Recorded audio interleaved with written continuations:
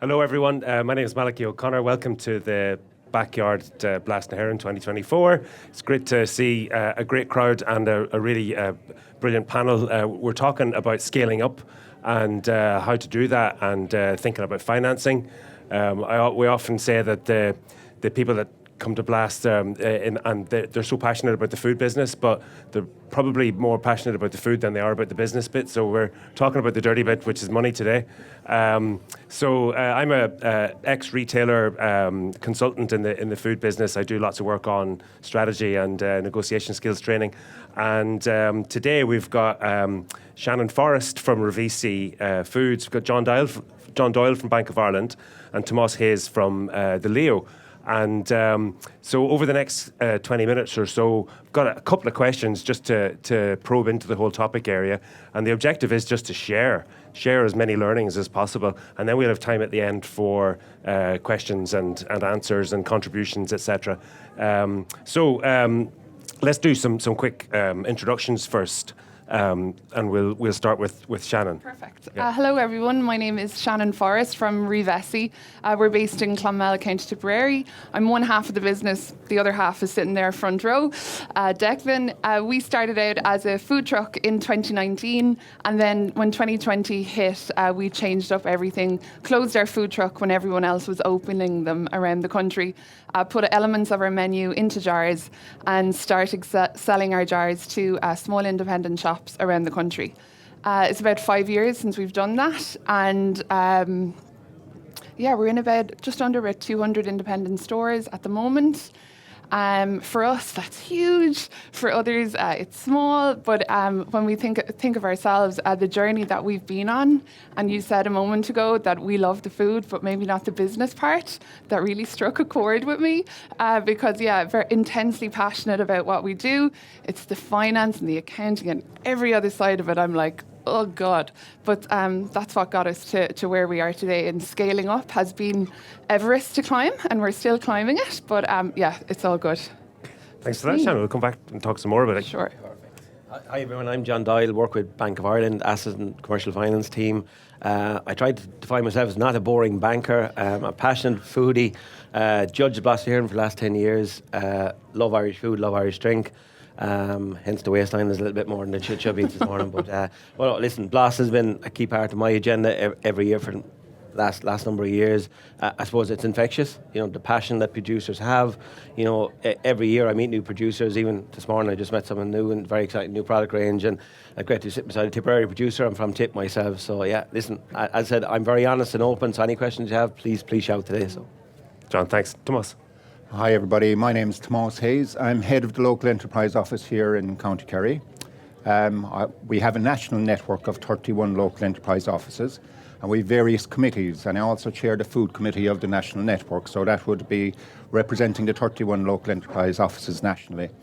I suppose from a local enterprise office perspective, food is a very important part of what we are and what we do. I think to be something like 20-30% of all applications we receive would probably be in the food sector.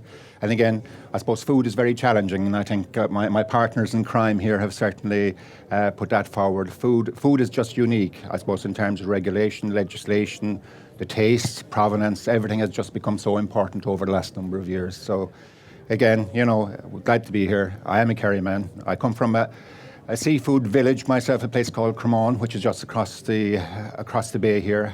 Again, good oyster production, mussel production area. So well acquainted with it. So thanks.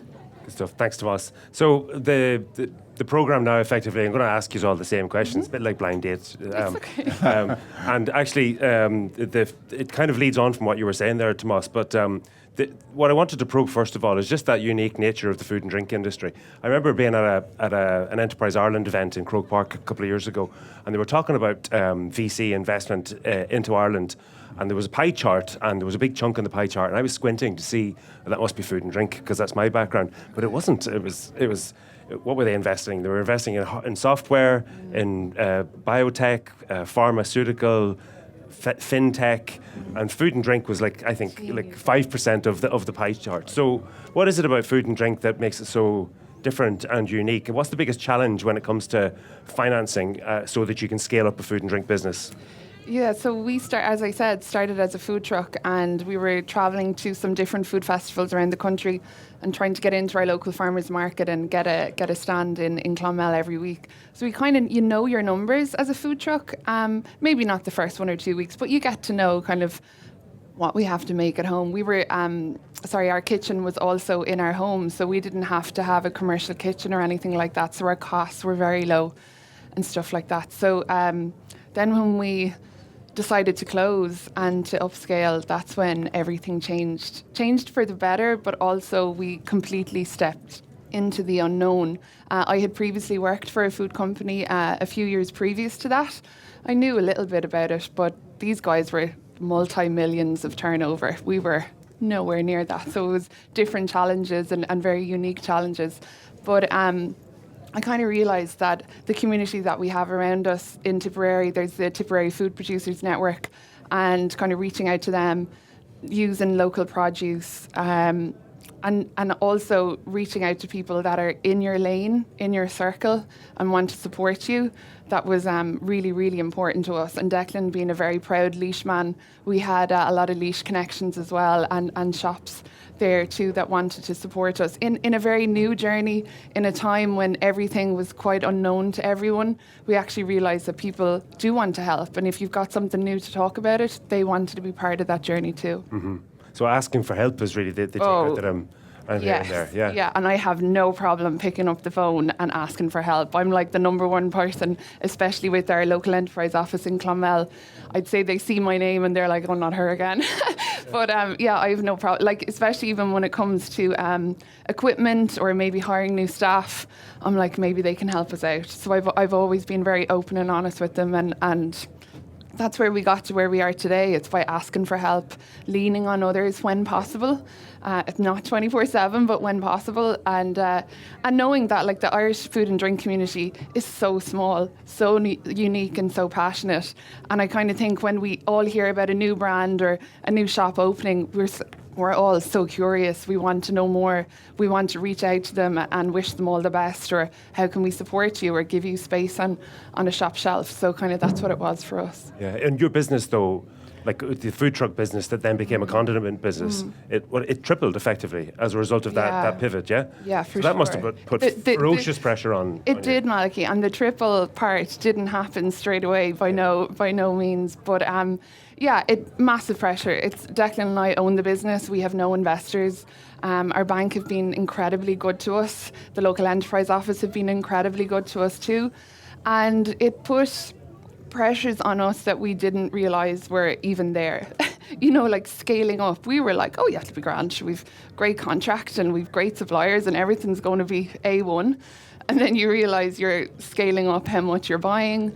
You're still not going to get paid for a little while. So you're just constantly bridging that gap. And as you said earlier about loving the food side of things and a bit question mark about the finance side of things, it's a bit difficult. And I've certainly grown. It's funny, actually, the photograph that they have on social media for me to be part of this panel, I look completely different, and I'm like, maybe that's what scaling up did to me. It turned me completely grey, and I had to chop off all my hair. But yeah, it put pressures on us in ways that I didn't know were there. But we've certainly grown, both as individuals and a business, within the past 12 months. Yeah, for sure. So I suppose what I'm hearing then is that the challenge of scaling a food and drink business then is that it's not just that is that the business gets bigger and you have to fund that, but it's also you're into the unknown. You've never done it before. Completely. So you need to lean on people and ask for help. Yeah. Yeah, for sure. It's really insightful. Yeah. John, now same question. Like, what from your perspective in the banking area, the finance area, because you have the money and they want it. What would you see as the biggest challenges? Listen, Shannon's a perfect example. I suppose we look at a lot of sectors in Bank of Ireland, and all banks look at a lot of sectors, but food is very relatable. As in we can actually sample, we can relate to it. We go home after we finish our day job, we have to eat, we have to provide for our kids and stuff like that. So the Irish food community is so vibrant. That's why I got involved in it. A lot of people think I'm just in food, but I cover a lot of sectors. But no, like I suppose the big thing I would say is that Shannon touched on it there, is that like food producers are guilty of working in the business, not on the business. Mm-hmm. Because you get absorbed and you put in long hours, but you really need to take a step back and have a look at what plan is there. You don't apply for a job without a CV. you can't apply to a bank without a business plan. And people say, oh, business plan, and Tomás said the same. It doesn't need to be long, but it needs to be concise and clear. It needs to be snappy because you need to be able to relate to it. So that some people say you can, maybe Tomás' template might be 20 pages or 25 pages. 5, keep it simple, but understand your figures, guys. Because, you can tell your story, you can have the best images. Declan was saying on Instagram, Mr. Little will call him now because if you haven't followed him on Instagram, he's a very captivating story. But they jump out, but that's what I remember. But in terms of the figures, if you can't hold your own in terms of your figures, not to be boring about it, but you need to understand your margin, you need to understand who your customer is. They're the really key things. So what I would say is business plan, keep it simple, relate to it, update it where possible. If you win an award like BLAS, that's a huge accolade, pop it in there, because as I said, bankers are people at the end of the day as well. We need to be able to relate to the story, but we also need to be able to back it up in terms of figures. So. And if they're not confidently over their figures, you can't confidently lend them some money. 100%, yeah. So it's not safe. Yeah, no, exactly. And listen, at the end of the day, you might convince me, but there's someone else has to sign it off from, whether it's a lender or an underwriter in a bank. So they often just see figures and they might be seeing different businesses every day. They don't get the opportunity to taste or meet the customer. So it really needs to be concise and you need to be able to back it up from that perspective. So yeah, 100%. Yeah, very good. Thanks for that, John. Or Tomás, biggest challenges from your perspective in the Leo, in the food and drink financing scale-up area? Again, I think John has touched on it. John has actually outlined it very well. I think the main thing is, if you're borrowing money, obviously repayability is the big factor, and that repayability has to be proven at the time of borrowing. No bank is going to engage with a person who cannot repay their debt, because the bank has to survive as well. I suppose from the Leo perspective, we probably have a higher risk appetite because we're in the grant game. And again, what we would do is we'd look at the person themselves, and that they know the trade, they know what they're talking about, they know their product, they know, more importantly, why somebody will actually buy that product, they know their margins within it, and that is presented within the business plan. And ultimately, again, cash flow is king. I suppose in the food business, you have the lead-in in terms of production, you have your packaging, you have all these ancillary costs, that people need to take account of. If you're dealing with the larger, we'll say, multiples, there are delays perhaps in payment, and you have to take that into account. And again, it's the planning, it's the conciseness of a business plan. Nobody wants to read a large tome of a business plan. The business plan has to reflect what you're saying, what the person is about. You need to know your margins, you need to know your costs, and they need to be nailed down within the plan. It's telling that consistent story and being clear in terms of the market and why somebody buys the product. Yeah. That's really useful. I was reading something recently about when investors make decisions on where to invest. Traditionally, it would have been about the person and the product, but they're looking at the sector now. Yeah, but food and drink isn't known for high margins. What would your view be on that? I think it's quite interesting. If I'm looking at a food business, generally I break them down into 3 strands. You have those who are out there and are dealing almost exclusively with the farmers market. You had a very strong one-to-one engagement. Perhaps the legislation wouldn't be as tight at that level either, and that you might have a lot of production in kitchens, home kitchens and so on. But relationship is so important in terms of a product, and the sale is almost immediate. You produce to sell, and that's what you do on a day-to-day basis. And then you have that second tier where you would have producers maybe selling into 3 or 4 local shops. It might be, we'll say, a super value 3 or 4 outlets or independent stores. Again, the risk is relatively low there. You know your market, you know the demand, the product has been tested, it has been purchased locally.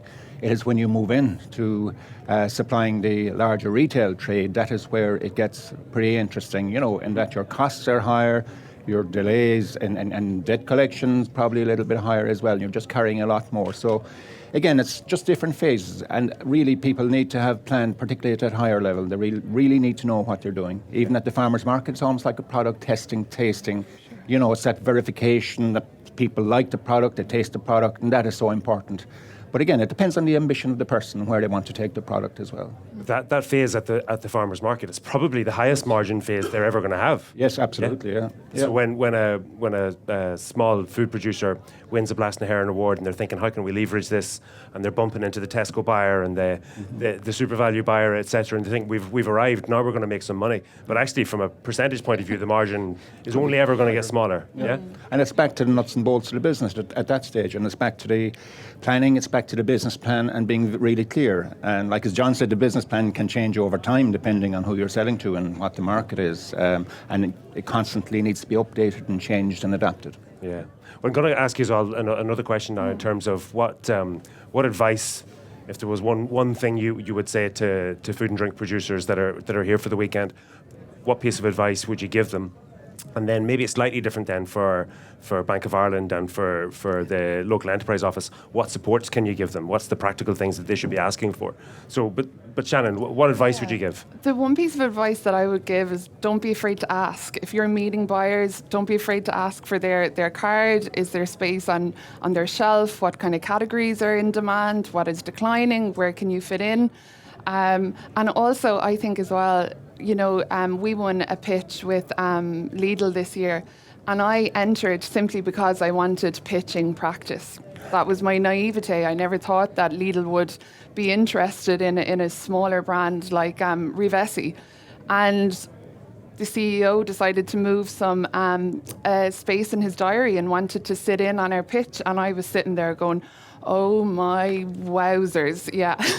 And he was like, I heard you've won a few awards and I just want to hear your story from the horse's mouth. And we got it. We won the pitch. We're in 222 stores across the Republic and Northern Ireland. And it's literally, if you want to do something, don't be afraid. You know your business inside out and backwards. You should be very proud of all the products that we all make, no matter drink, food, cheese, meat, whatever it may be. And there's some people here that I see that have businesses that are flying it and so many years in business and really, really proud of that. And then there's smaller businesses like Rivesci, like ours, and we're just starting out. And I have no problem asking people for advice themselves and kind of what are the pitfalls. And I often think that sometimes when you ask someone, what are the pitfalls, you have to learn them for yourself, because as hard as they are, it's the only way that you learn and you remember more than anything, I'm not going to do that again. So yeah, just I suppose to wrap it up, my one piece of advice is don't be afraid to ask for help or advice, and just go for it. To build on that, though, that asking you shall receive. I would say for this topic specifically around managing money and your finances as you get bigger, don't be afraid to ask for the things that are going to make a difference to your financial Without situation. A shadow of a doubt. And if you're going to get into 200 and something odd little stores, the conversation you need to have is, well, how quickly can you pay me? So are we talking 10 days? Exactly. 12 days? Exactly. And there's always that push and pull. They're like, no, our finance team are used to paying in 90 days. And I'm like, well, that's not going to work for me. And I've left the table, and then people have called us back to the table because of that. And they're like, well, maybe we can't. And I'm like, yes, because I won't survive getting paid in 90 days, Yeah, and they want your product. Very good. And we got paid in 14 days, so that was incredible for us. Very good. Very good. A round of applause there, John, then, piece of advice, and what supports then can you give? Yeah, 100%. So I suppose the first piece of advice was have a mentor, whether it's a relationship manager, whether it's Leo, any of the supports that are out there. Have a mentor, have a sounding board. Malachy, any of these people, they're industry experts, because you can waste a lot of time in terms of whether Shannon said pitching or trying to meet buyers or trying to products. Work closely with your community as well. The Tipperary Food Group is a perfect example. Wexford Food Group, don't be afraid to get advice. You understand? And from a banking perspective, listen, we have 169 branches across Bank of Ireland.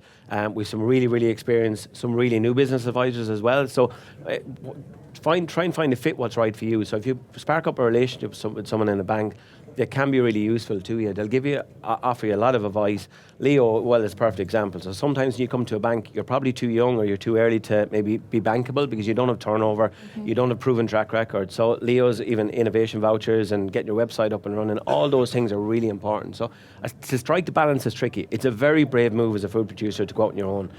As the lads know, testament, you have to provide for yourself. It's a wage, it's for your family. It is a brave move, but it's a very, very rewarding one after time. Bloss is the perfect platform for it. Like, if you go into the showcase inside, you'll see some of the best packaging in Ireland. You'll see some of maybe the weakest packaging in Ireland, but that's at the different stages. But everyone can still win a goal. So I would say enter your awards, get your accolades, test your products, but engage early with your banks and your mentors. But definitely have a mentor, whether particularly in the business community, you need one. So something that really struck me from what you said there, John, was engage early, engage with the bank.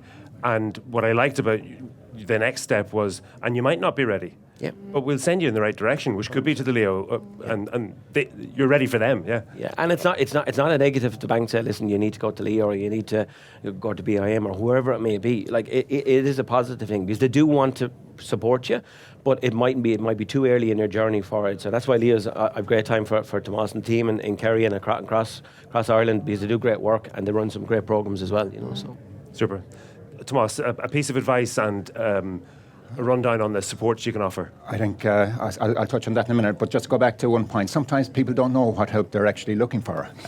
So I think it's often important just to engage, just have the conversation and just tease it out, Again, the fact that there are other people who've been out there who have actually had the same issues, problems within the food business, that food circle John was talking about. I think to engage with some of your fellow colleagues out there who have been operating food businesses, everybody's happy to help. In terms of Leos and support, again, I think part of our function is a one-stop shop because there is a lot of confusion out there in terms of who does what. Again, just going back to John, he mentioned BIM. What is BIM? BIM is Bord Íscaig Mhara. It's the Sea Fisheries Development Board. Like, you have the leader groups who are out there as well in terms of providing support within the food sector. And the Leos, yes, of course, we provide financial support in terms of grants, feasibility, business priming, business expansion grants. Where there mightn't be a full appetite to finance a project from a bank, there's also the microfinance option, which can work in tandem with bank lending, with Bank of Ireland lending, indeed AIB and whoever else would be out there. But on the other side, we also do an awful lot in what we call the whole soft supports area, which would be various training supports. So, for example, we have a three-pronged approach. We have what's known as the Digital School of Food. It's an online platform, again, where people can dip in and out and access information, access contacts and so on, and maybe looking at a little marketing module or a production module, so that is there as a resource in the background. And we also do a food starter program for early stage food producers or those who are contemplating starting a food business. Again, it's a short, intense program run over 3 or 4 days, which does lead into a national program which we call the Food Academy program. Again, which we got recently accredited with Technological University Dublin, and we have been working on that over the past while. So in terms of those soft resources, they are certainly there. But I would make the point, again, it's going back, the mentor, the one-to-one support, it's the professionals within the food business. I suppose as Leo staff, we're kind of like the jack of all trades, dealing with a lot of stuff, a lot of different sectors, but certainly we're able to point people towards that expertise where required through our mentor programs as well. So the advice is, don't ever be afraid to ask for support. We're always delighted to help in any way we can. Yeah. Very good. Okay, so I think we might have a minute or two for questions or any other contributions from the audience. Don't be shy. Come on. Someone wants to know something. There we go. Hi, sorry. My name's Matt, Subu Connect. Lovely session. Sorry, I tend to ask questions to every one of these. It's a question for Tomás, if I may. So, my business is based in London. I'm looking to connect great Irish food suppliers with buyers in the Middle East. May I ask if Leo offers support to businesses that might be established in different countries to reach out? That is interesting. I think Bord BIA would probably be your contact there. I suppose if you're looking at structures, the local enterprise offices, we deal with a lot of the indigenous businesses, the smaller type businesses. Bord BIA would have that export function, that export expertise. And they would have a suite of supports within the library system in terms of market access, market intelligence, and so on. So certainly I would say it would be worth just pursuing that. Perhaps in the first instance, register with Bord BIA online, or indeed register with a local enterprise office, and certainly the local enterprise office would be happy to take those contacts back to Bord BIA. But again, I suppose in terms of enterprise structure, Bord BIA would be the organisation that would look at overall exports. We do operate what's known as a technical support. It's called a TAME, a technical assistance for micro exporters. It's a little grant support to support businesses who are attending a trade fair. And again, would cover up some of the trade fair costs and some of the flight costs and so on. So again, that is another support that is out there. It's 50% to €2,500. So thank you. No Super. problem. Thank you very much. Okay. Any other questions or comments or Good. experiences? No. Just Malachy, something you touched on earlier, margin. And it reminds me not to say about sustainability. it's obviously a key topic, and it's a tricky topic because what is sustainability? So there's various aspects, but Shannon probably touched on it great. We're just chatting before the call, as in one of their products in the final today grew out of sustainability in terms of zero waste. Their smoked infused oil, smoked chili oil. Smoked chili oil, yeah. Maybe you want to touch on that? So our cashew chili crush was one of the first products that we brought to market, and when we were, thanks Viv, chef's kiss, thank you.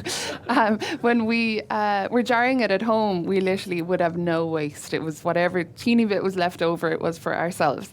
And then when we upscaled to getting our jarring machine, we'd always be there at the end going, there's a bucket of oil left here. We have to do something with this. So we were obviously giving it to friends and family, and friends and family are then like, you're okay, I have enough. And Declan was like, there's something in this, we've got to try sell it. So with our kitchen at home, we have a little coffee shop / retail area out the front. And we said, will we put a few bottles up and see how it goes? Of course, they all sold, and we were like, right, now we have to make a brand new SKU, a brand new product, and that is what brought us to the finals here this year. Yeah. Okay. Might I add, I suppose, again, there's a lot of emphasis on the whole green agenda, digitalisation agenda within businesses and so on. And certainly, I suppose, from the local enterprise office perspective, we would have a green for business offering where a mentor or consultant would come in, they do a review of the business in terms of green credentials, possible savings that can be made within the business as well.